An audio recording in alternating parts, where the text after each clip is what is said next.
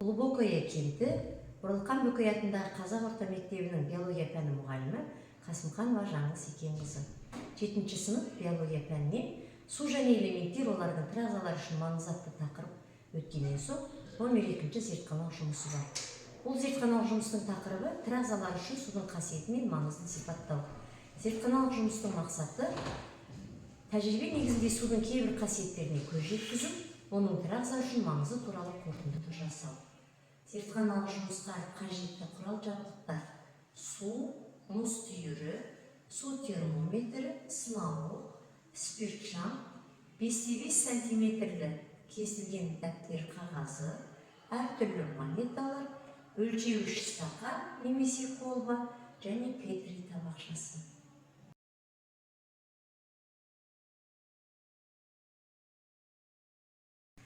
Ал енді тәжірибемізді бастауға кірісейік. Ол үшін петри табақшасына су құямыз. Оған мұз түйіршігін саламыз. Өздеріңіз байқап отырғандай, мұз түйіршігі суға батпайды. Өйткені сұйық күйдегі судың тығыздығы қатты күйіне қарағанда жоғары. Сол себепті су қоймасында сулар бетінен қатады.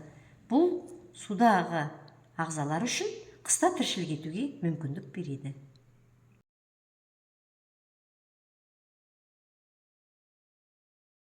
Келесі тәжірибеде судың жылу сыйымдылығын бақылаймыз. Ол үшін аз мөлшерде сынауыққа су құйып аламыз. Енді бұл суды ұстағышқа бекітіп, спиртшамда қыздырамыз.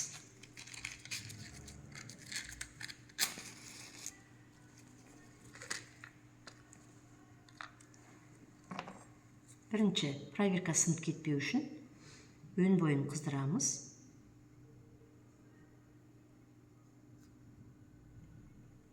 Келесі судың өзін қыздырамыз.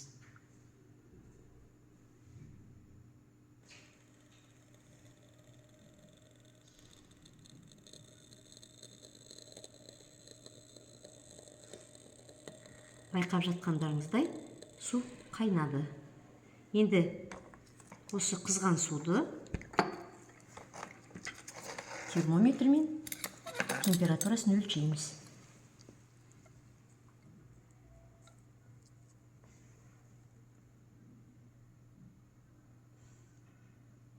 Судың температурасы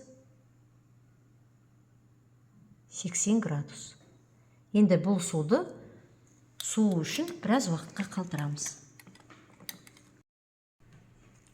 Енді салқындауға қалдырылған суды температурасын қайтадан өлшейік.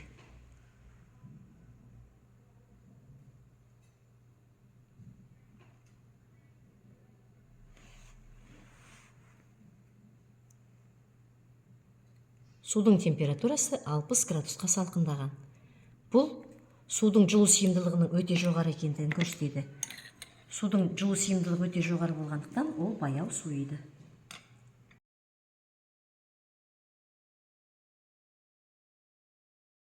Келесі тәжірибе судың беттік керілуі үшін бақылау. Ол үшін петри табақшасына су құямыз.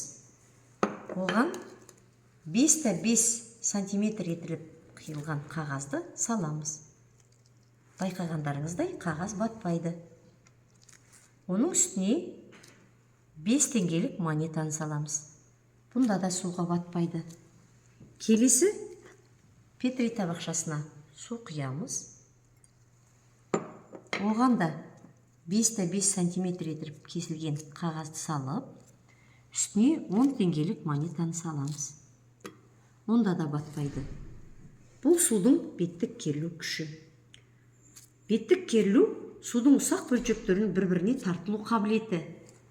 Беттік керілу күші су молекулаларына бір-біріне тұтасуына ғана емес, өзіне жеңіл заттарды ұстап тұруына мүмкіндік береді. Сол себепті судың бетіндегі ағаш жапырақтары, майда тұқымдар, қағаз қайықтар суға батпайды.